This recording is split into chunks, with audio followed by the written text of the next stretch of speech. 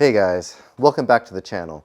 So I have an update, and I don't want to say I have my hopes up, but they're slightly higher than they were this time last week around, and I think I have a course of action I want to take with this car. Last week I was unable to get a hold of the DMV. I went in there, I called the investigators, I left messages, emails, everything. Hey Siri, call DMV investigations. Calling DMV investigations. Home. And no one was getting back to me. I posted the video and someone got back to me within just a few hours.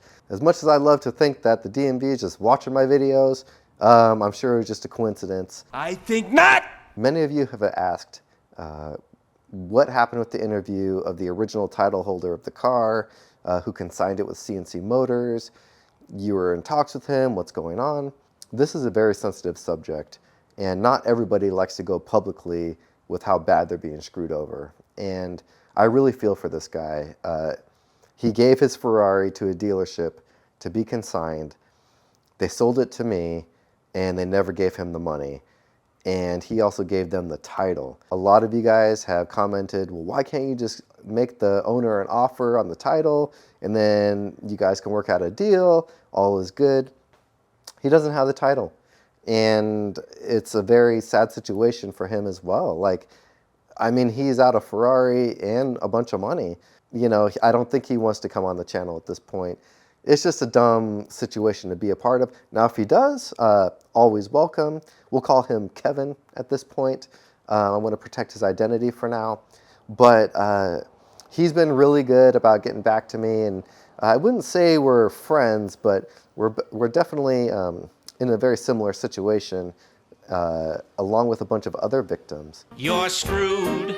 Yeah, you're totally screwed. Now, I think that I should let you guys know there is a fund out there for people who are victims of fraud through a dealership.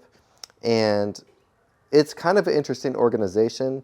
They're not necessarily affiliated with the DMV, though they work with them very closely. So once I submitted my complaint about CNC Motors to the DMV, I also wrote up a letter and issued it to this company.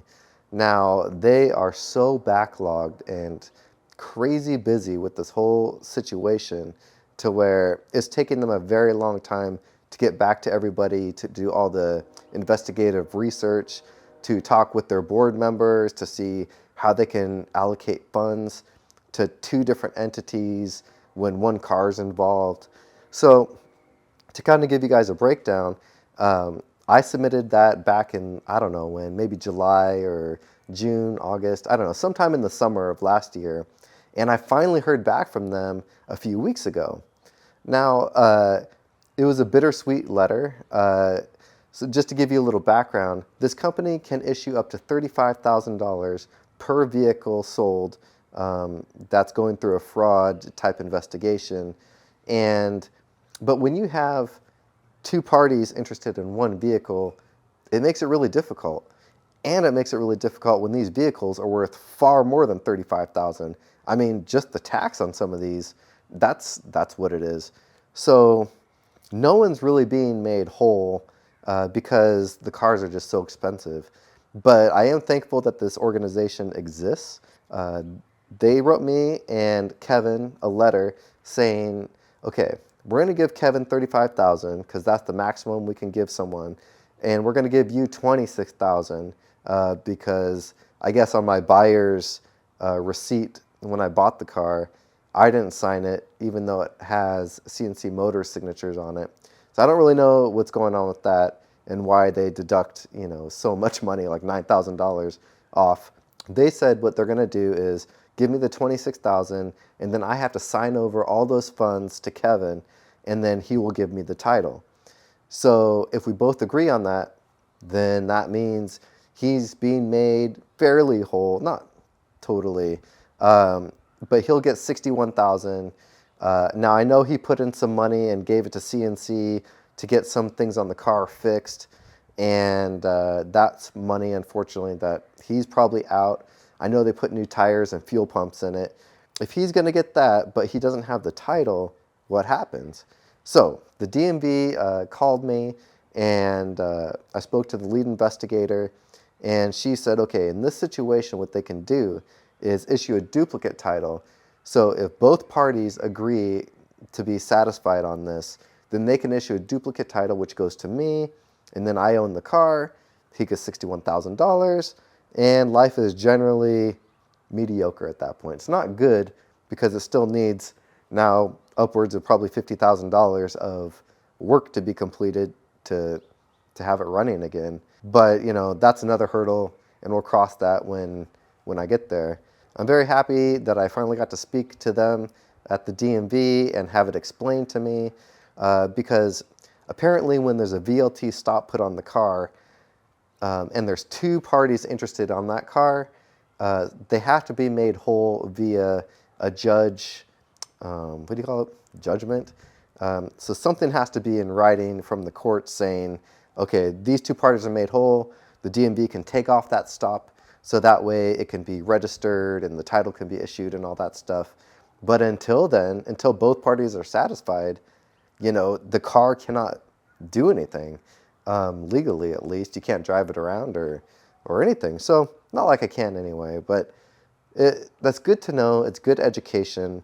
So if you guys are ever in a situation where you can't get something registered or whatever, and they're saying there's a VLT stop, it sounds like there might be another party interested in that car, and you have to work it out with them, and that's how you can get that lifted. We have some movement, and if that's the case, I think what I'm going to do is continue through this process. I'm going to agree to where I can get the $26,000 to gift to Kevin, and I'm going to get the title, and then now I have something that I can work with, whether I sell the car or get it fixed or whatever. I do have a plan of attack for when it comes to the repairs, maybe, if it can be repaired. My insurance company is actually coming out soon to check out the engine. They're actually having a VIN number specialist come out to make sure that this car is the car it says it is, because there was some discrepancies when I tried to smog it over the summer. So I'm going to have more information about the car, and I kind of think that it would be a good idea to keep this thing, because as I'm making these videos, I'm realizing that I'm documenting kind of a new history for it.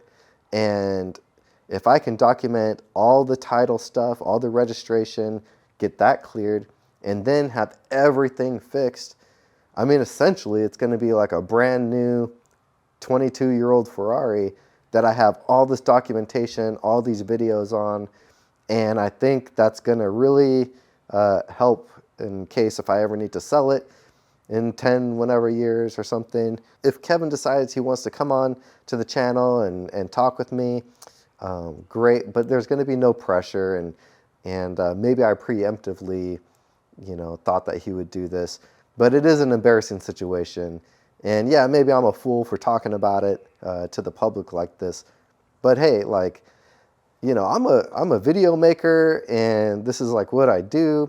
Now, I don't do it for me personally usually, I do it for my clients, but I know how to get messages out there, and I think this is really important, because if you guys are in the middle of buying a car or looking into an exotic car or something, and you're buying it sight unseen, I think this is just a good video series to watch, just to learn of every single bad pitfall that might happen.